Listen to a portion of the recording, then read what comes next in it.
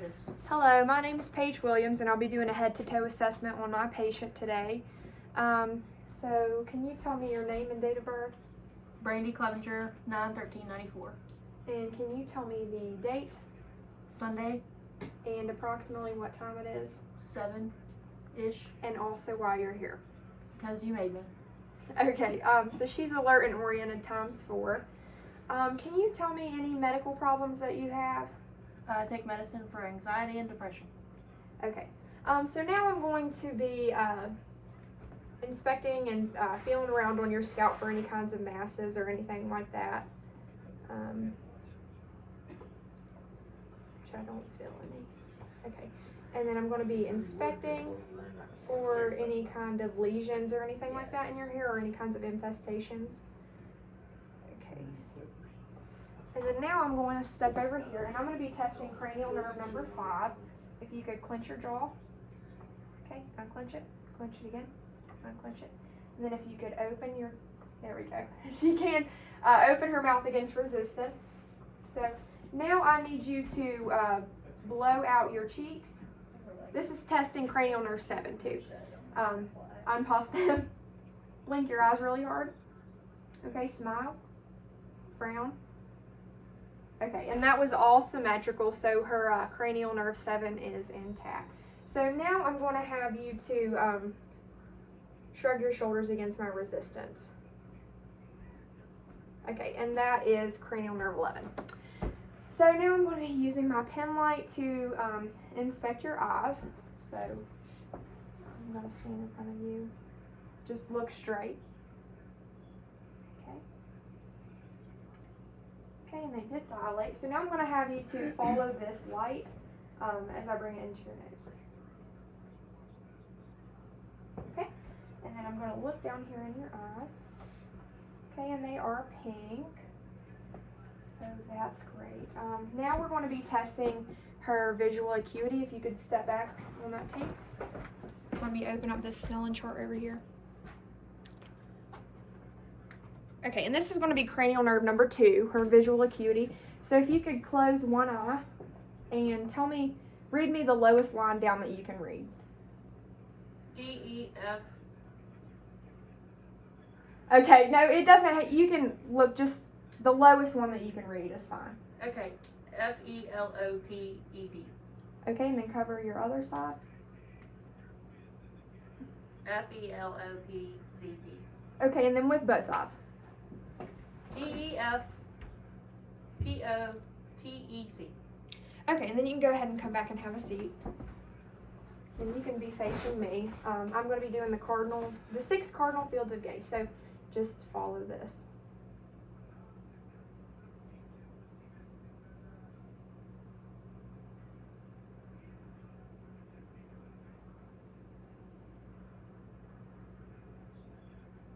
Okay, good job. And then now we're going to be doing the visual field test. So if you could cover this eye. Yeah, it doesn't matter. And then I'm going to cover that one too. Just tell me when you can see my finger. I can see it the whole time. Okay. I can see it. I can see it. Now. Okay. And then now your other side. So I'm going to close this one as well. I can see it. Okay. I can see it. Okay. Okay. Good job. So then now I'm going to be checking in your ears. Oh, here's my pen light. I don't have an otoscope, but I'm going to be pretending here. Okay, do you have you noticed any drainage or anything or any pain in your ears? No. Okay, any pain when I touch it like that? No. Okay. I don't know who that is. Okay. I see that Anything here like and that? hear that. Nope. Okay, so she does not have any drainage or anything like that. And her tympanic membrane is gray. There is a light reflex. It is intact. So now I'm going to be plugging this side of your ear, and then I'm going to whisper a couple of words on this side and have you repeat them back to me. Bar, Bar. And Bell Street. cat. Cat. Hey, please stop. Bicycle. I'm sorry. Bicycle. Bicycle. Bag. Good job. So now I will be, I'm gonna shine this light up your nose. I keep losing the light. Okay, first if you could block off, I'm gonna block off the side of the nose and you blow out. Okay, there were no blockages or anything like that, so I'm gonna shine this light up her nose. Have you noticed any drainage from your nose? Nah. Okay, I don't notice any in there. And also her septum is midline. There's no deviation or anything like that with it. Now I'm going to be checking in your mouth. Okay, her lips and everything look fine. There are no lesions or anything like that. If you could say ah. Okay, her uvula rises symmetrically on each side. So then I'm going to have to get something to check your gag reflex.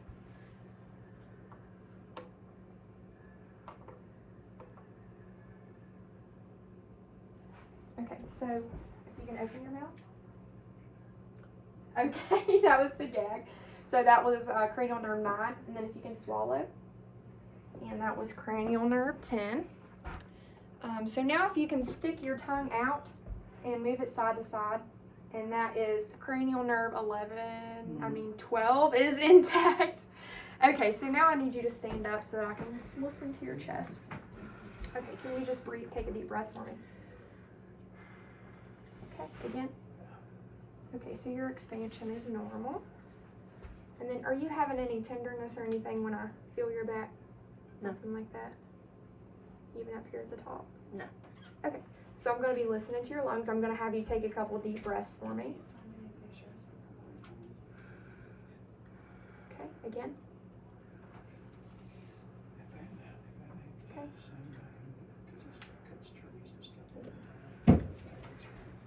Okay, and then I'm going to do it from the front.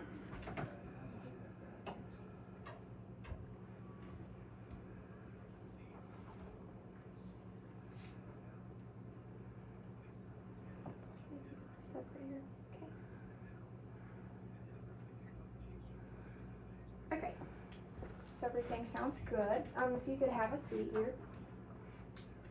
Now I'm going to be checking your capillary refill of your fingernails to make sure you're getting adequate blood flow to them. Okay, and her capillary refills were about 2 seconds, which is good. You want it to be less than 3. And then now I'm going to check your skin turgor, so I'm going to pinch up a little bit of your skin. Hope I don't hurt you. Okay, so she's not dehydrated because it bounces back down.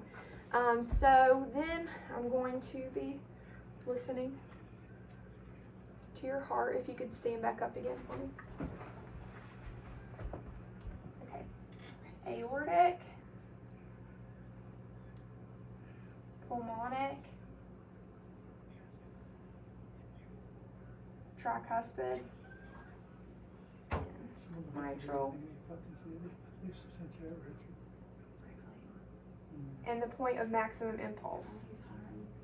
And S1 and S2 sounds are noted in those.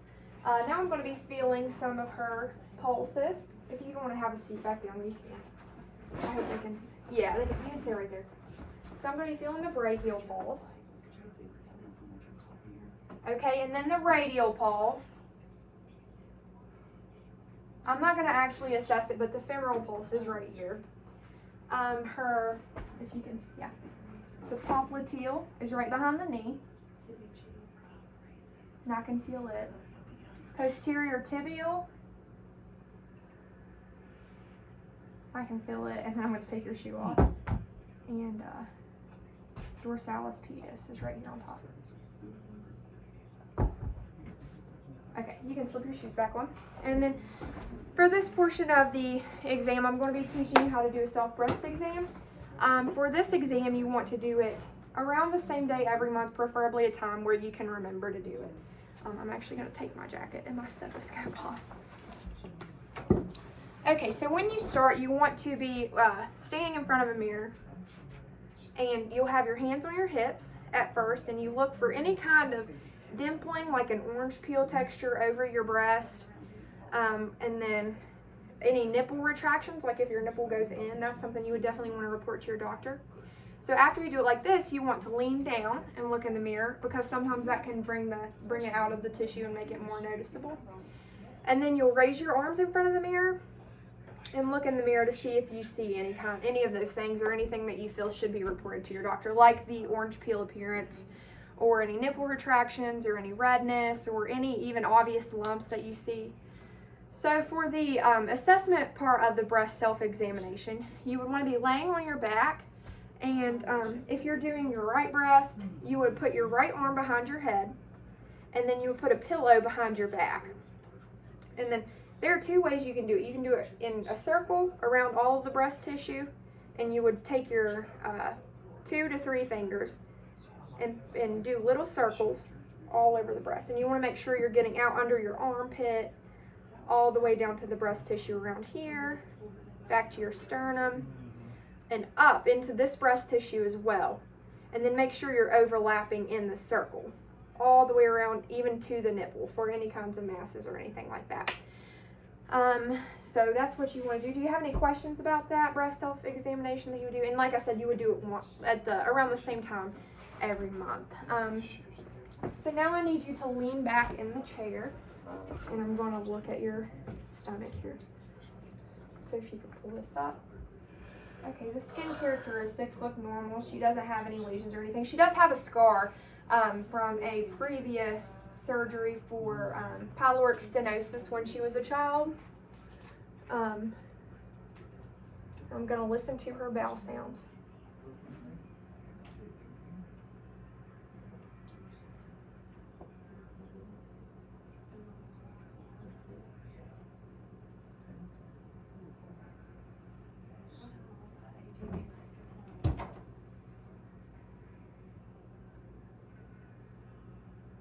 Okay. And well, leave that up. And I need you to tell me if you have any kind of pain when I do that. Any pain there? Okay, and then I'm going to press. Do you have any kind of pain? And then I'm going to push it a little bit deeper. Any pain? No pain or anything like that? Nope. Okay, so then I'm going to check her lower extremities, making sure you can see it. Yeah, that's better. So, okay, her legs, let me see this. Okay, there isn't any edema in her legs. Her skin is all intact. There are no lesions or anything. It is hairless. So they look fine. I'll pull these back down here. Okay, so now you can scoot back up a little bit more to where we're in the camera. Can you tell me about a recent memory that you've had from today? I'm at work and we had an ATV accident and we had to fly a patient. Okay, so now I'm going to tell you 4 words. Knitting, pie, phone, and cat. Okay, so also if you could move your head up, down, side to side. Did you have any pain or anything like that while you did that? No. Okay, now I'm going to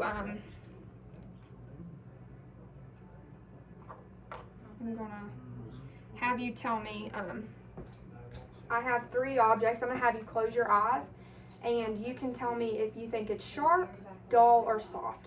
Okay, so. Sharp, Okay. dull, soft. Okay, so I'm going to put these back. Okay, do you remember those 4 unrelated words? Knitting, pie, phone, and cat. Okay, good job. She remembered them, so that's great.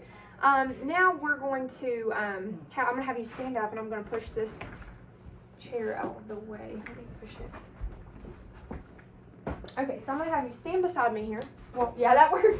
And then cross your arms, and I'm going to have you walk to the desk and then walk backwards back this way. This is the tandem walking.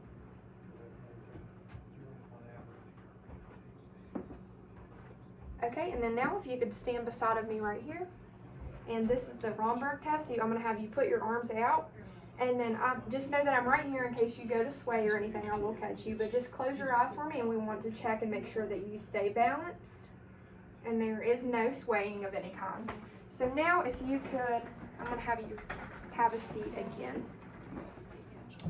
Okay, so I want you to take your fingers, and this is to test your neurological function too. Take your pointer finger to your thumb, middle finger to thumb, ring finger to thumb, pinky to thumb, and then back in that same way. This is, yeah, as fast as you can. Okay, and then I want you to take your finger and place it on your nose and pull it back, nose and back. Okay, and then take the heel of one foot and put it on your shin, and then heel to shin on the other leg. Okay, and then now if you could stay right there, I'm going to, let's see. I'm going to assess her reflexes of her knees. So, okay.